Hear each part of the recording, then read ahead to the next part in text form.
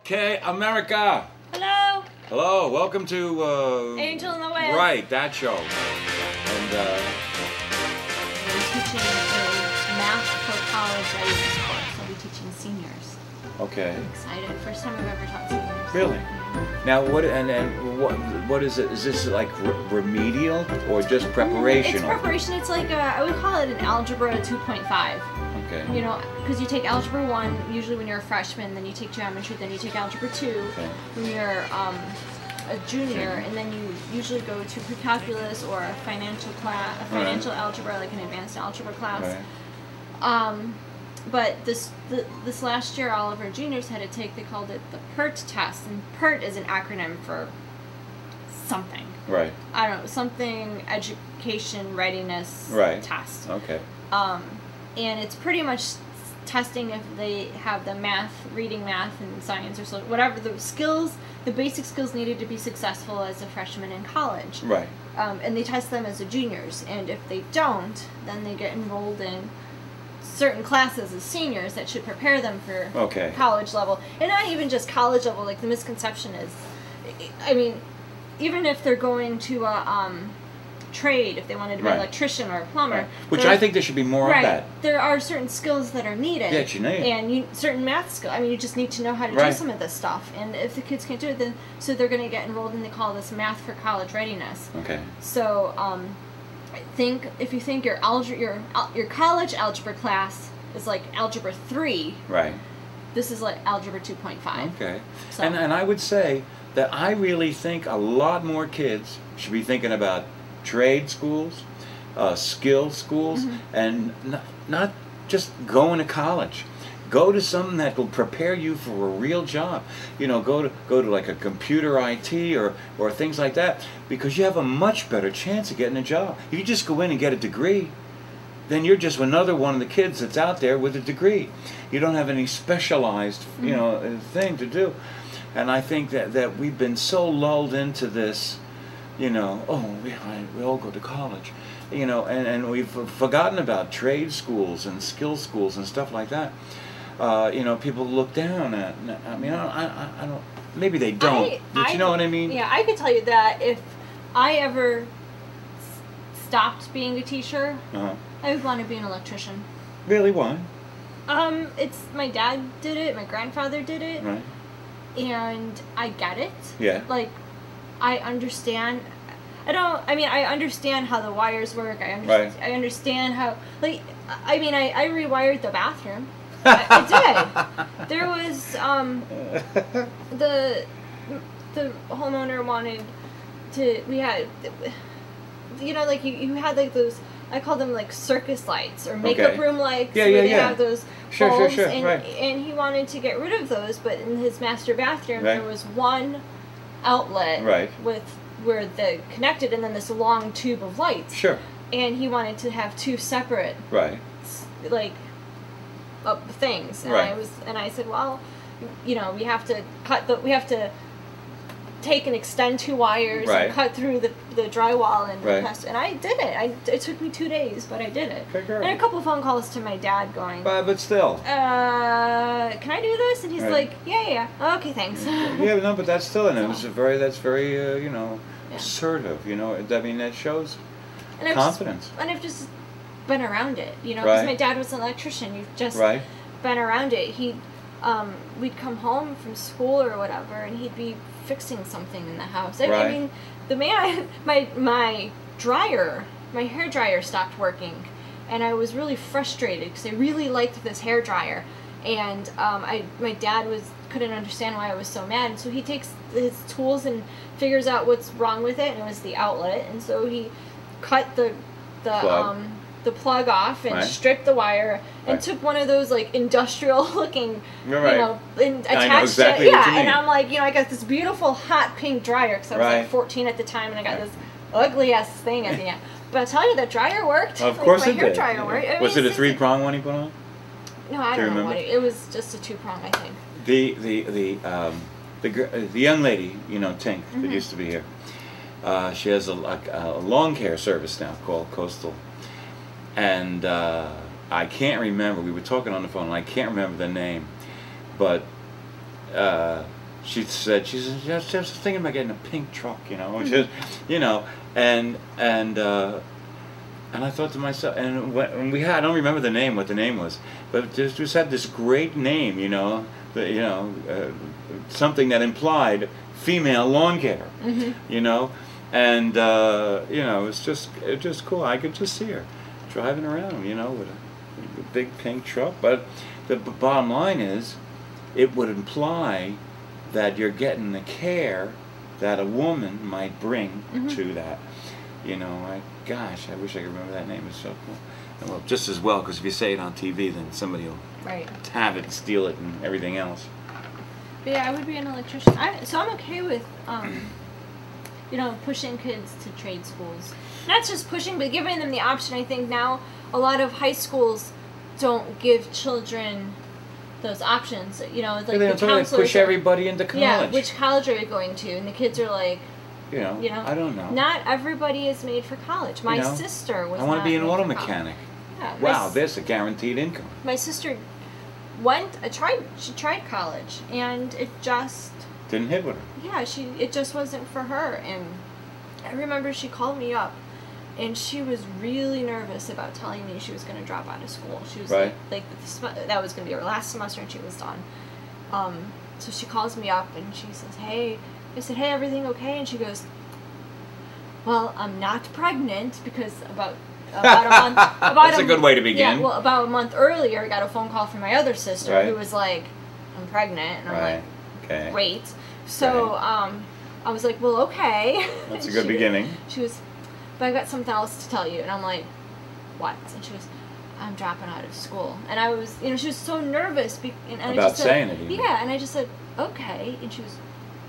Really? I said, yeah, it's not for everybody. Not for everybody. I said, as long as you made the right decisions, you know. Right. I asked her, I said, you're dropping out because, I said, why are you dropping out? And she said that she was going to pursue this hair thing that she's gotten herself into, and now she's one of the new up-and-coming hair colorists. Really? At the top salon in Chicago. Isn't that great? Now see, she went for a skill. She was featured not featured, but she was in Maxim. Is it Maxim magazine? It might be a Maxim magazine. Yeah, Maxim magazine. Right. Yeah, I think. Or Glamour. I don't remember. I think I bought the magazine. Yeah, but the idea is that is great, and I think that's the kind of thing, you know, that we should be focused on. And I'm really hoping that after November, the country starts getting its focus back and starts trying to... Y'all saw how he did that, right?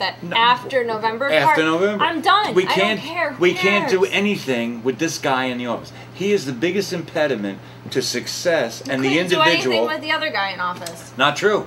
We never had these problems with the other guy in office. And all this stuff they badmouth Bush about, I guarantee you, well, when we get a few years down the road, people are going to look back and they're going to say, oh, no, it wasn't like that. You mark my word. Just like every week they come out with these numbers that they got. Oh, we got this many jobs, this many jobs. And then you know what? The next month, you know what they tell us? Well, we didn't really have that many. We had this many. And it's always lower. That's what we're dealing with now. We're dealing with an organized crime family in the White House, and it's a sad thing. But be that as it may, we don't want to dwell on the negative. Let's dwell on the positive. Sometime after November, we have a chance of coming back to America. I was just going to say, I don't need, whatever. But if he happens to be back in office, I cannot wait for that show. No, there'd be no point. Why? Because if he gets reelected, America dies. It's that simple. It's that simple. He's been trying to kill us for 4 years. If you turn him loose, when he is totally free, he can bring in the union thugs from the SEIU. So the first show after the election, should I prepare to be in all black? Well, we can have a funeral for America. You might laugh. But I am telling you that if he wins, you might as well have a funeral for America. Have you read my book, Game Change, yet? No, I haven't read Game Change yet. Have you watched The Undefeated yet? No, not yet. See you. Oh, that's something I want to say. Thank you very much. I am getting really fed up with people not giving Sarah Palin the respect that she deserves. and I watch all these clowns on TV, that what have they accomplished in their life? Most of them, all they are doing is talking heads, sitting talking to a tube. Here is a woman that was a governor and a mayor and a council person. She worked on special committees. She did things. She faced corruption. She has faced more abuse than any other person that's ever run for office. And then that was Nixon. Everybody hated Nixon. Well, she's faced more than that. And it's starting to turn my stomach. And I'm getting sick and tired of it. And I'm getting sick and tired of it coming from Republicans. I watch all these morons go on TV and say, who's going to be the best vice president? And they'll list all these boring guys that nobody, that couldn't light a fire under anybody. I'm telling you, Sarah, if Romney had the if Romney had the cojones that we need, she's the one that he would pick for vice president because she would rock and roll. I think that she might make a good vice president. I think she'd be a great vice president. However, given the only thing that the mainstream or the majority of the public knows about her was witnessed in the 2008 election. Yeah, but she did great. She changed everything. She didn't. Yes, she did. McCain was behind. He announced her, and he went ahead. That's what happened. He lost the election when he did the TARP. What you just said. He was behind. He was behind. He put her on, and he went ahead. He went ahead. He went ahead. And the only reason he fell behind was because when the decision came to do TARP, he said, yeah, let's do it. He stopped his campaign, and he went back to vote for TARP, and everybody in the world knew that they shouldn't do it. Okay? And that's why he lost. If he hadn't cut her throat by what he did, they would have won. She lifted his campaign. Let me tell you something. People didn't vote for him. They voted for her. Right. They voted for her. That's right. He would have lost by so much if he didn't have her. They voted for her, but not because of anything she stood for. Not true. Okay, some people voted for what she stood for.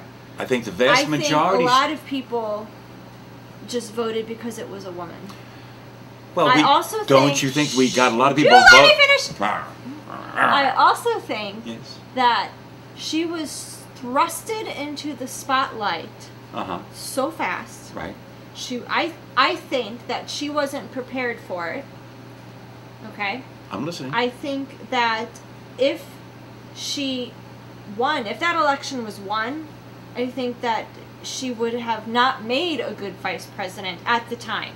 Mm-hmm. I think that she needed to have more exposure than what was previous to being announced. Mm-hmm. That, You mean like the community organizer, the guy that worked in Chicago and had zero experience, zero executive experience, and is so out of his depth right now, he can't even tell the truth. Whatever. I'm just saying it's just an observation. I'm just saying that she was thrusted into the spotlight, and if you read the book Game Change, it's pretty she pretty much. That's these people's opinions. No. Yes, it is. It is not their opinions. Yes, it is. The entire book is based on. Yeah, I can do that too. First-hand experiences and interviews with people, and they have quotes in there. I am just saying that I don't think that she was emotionally or mentally prepared to handle that kind of media scrutiny that she faced in 2008. Nobody in the world faced that media scrutiny. Nobody. No, but she faced it so rapidly because of the way that she was so thrusted into the limelight. Yeah, because they were scared crapless that she was going to win. How much do you know about Sarah Palin prior to her being announced in 2008? I know. Nothing. You I knew know nothing all of her. That's not true. And then you did all this back research, which is nothing but stuff that you are finding that you are looking for because you are so biased. That's what everybody does. That is not true. And I will tell you that there's plenty of stuff. I'm just saying that. You didn't even hear a word that I said. I'm saying. I heard everything you said. What did I say? What you said was you felt that she got thrust into this thing and she wasn't prepared, and if she had won, she wouldn't have been good at it. And I am telling you, I disagree. And I'm saying that. If she was... Look at Obama. He knew nothing. He never ran anything. He never worked in the private sector. He never earned a paycheck in his life. Why are you comparing her to Obama when I have never, not once in this conversation, made that comparison? Well, you didn't do it directly. But you know how you did it? Indirectly either. No, you know how you did it indirectly? You want me to show you? What? Because I know you're smart enough to understand it. You suggested that people voted for her because she was a woman.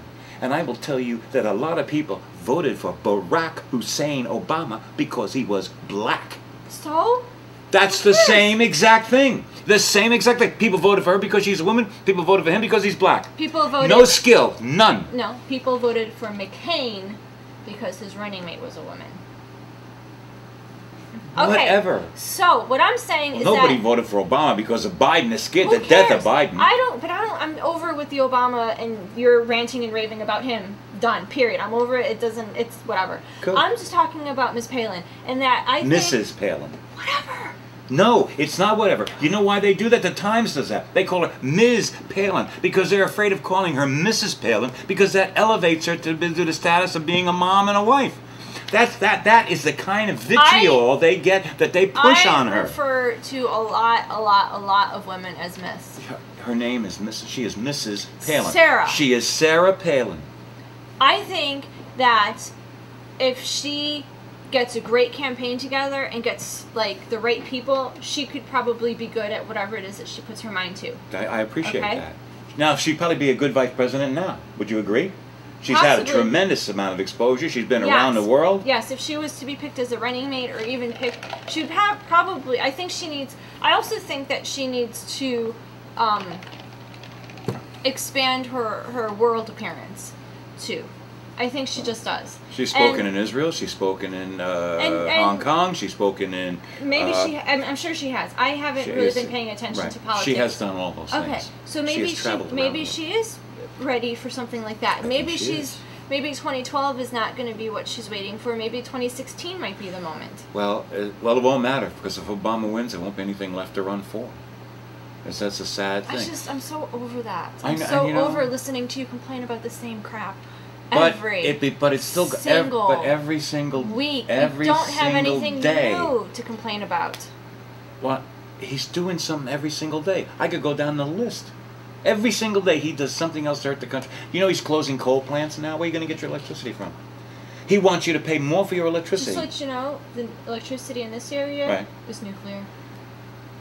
Yeah, but that has nothing to do with the fact that he's forcing coal plants to close, and those people are going to have to pay a lot more for their electricity. And he's happy for that. Now what he's trying to do is take people and push them back into the cities. This is his new little thing that he's doing. He's taking money from the suburbs and putting it into the cities to try and force people back into the cities. And what he doesn't understand is people don't want to live in cities. Some people do. A lot of people don't. They want to have a little piece of grass. They would like to have a tree. I remember what tree. I lived in the city for how many years? You know what I mean? When I went back home, it was great. You know what? They had grass. They had trees.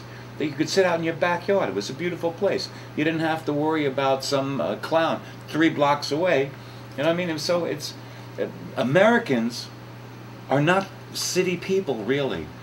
There's that business edge. There's those people that are city files. But the vast majority of Americans are country people. They live out in the country. Like we started as a nation of farmers.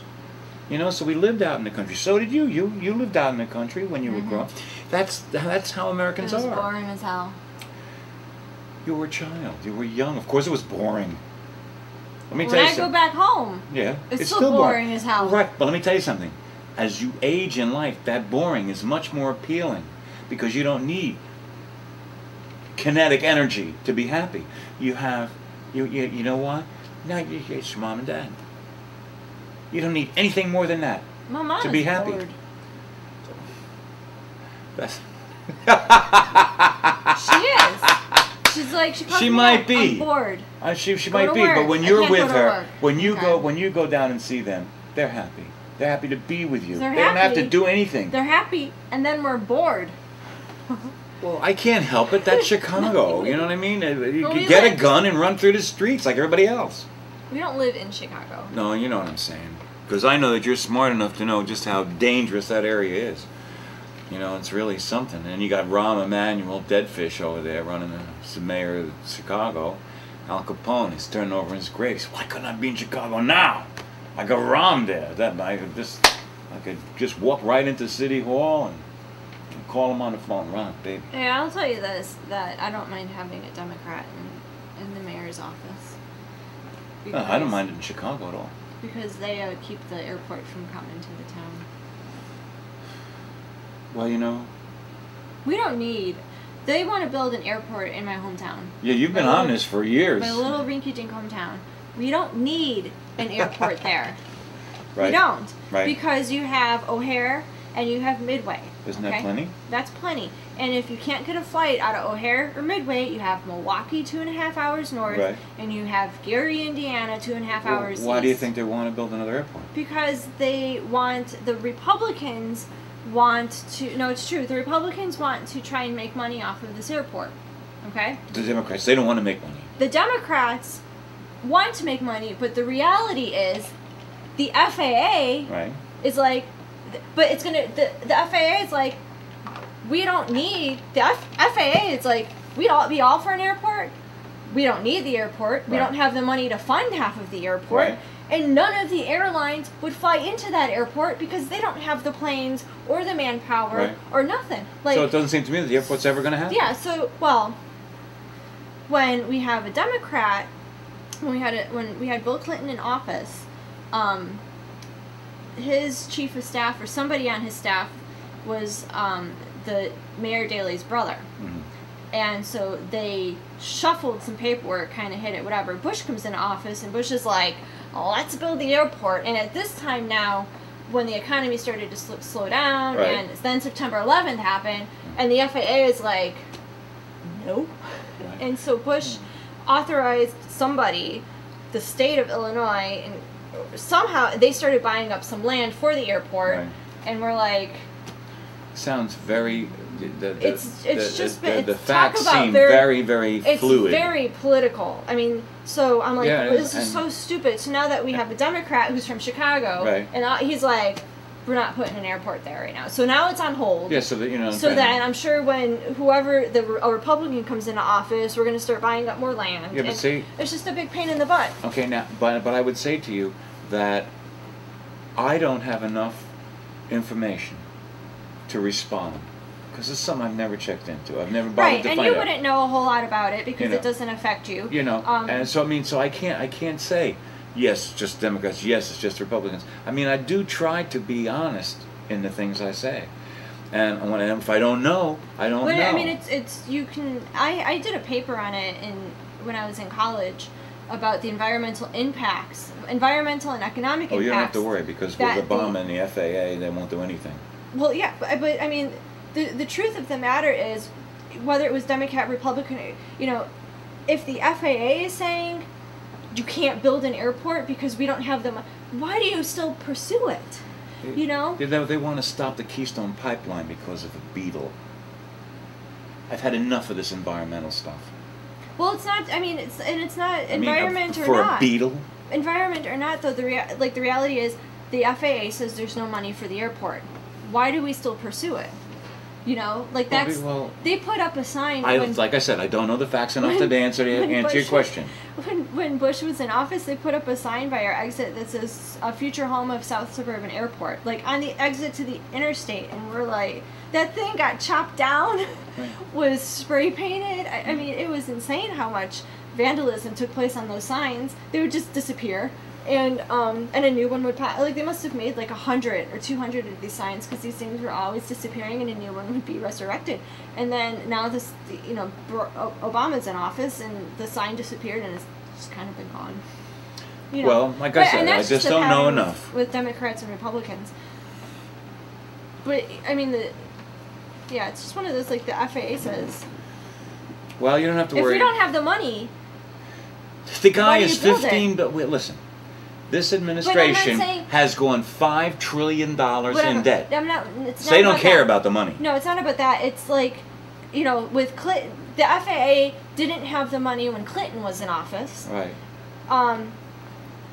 And they were saying, no, financially, we're going to struggle to build the airport. You don't need one in the Chicagoland area. You got 4. Well, somebody wanted it. Somebody And wanted it. now it's And easy then to there's say. Yeah, that- I can't say then there's Democrat or Jesse Jackson. Republican. This is why a lot of people in Chicago can't stand Jesse Jackson.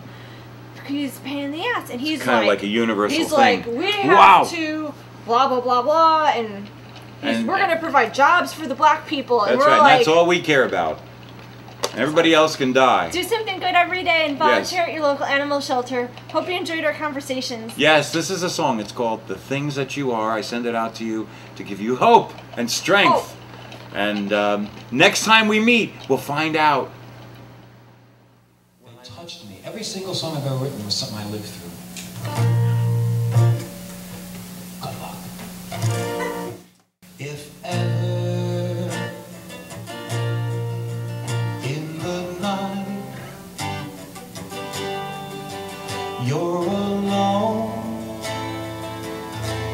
and nothing is right, and the feeling you have is the daytime is night. Well, pick up your head and call out your name, and turn to the stone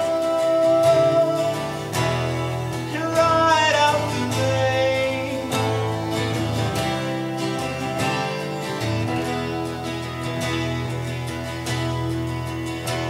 As clouds fill the sky,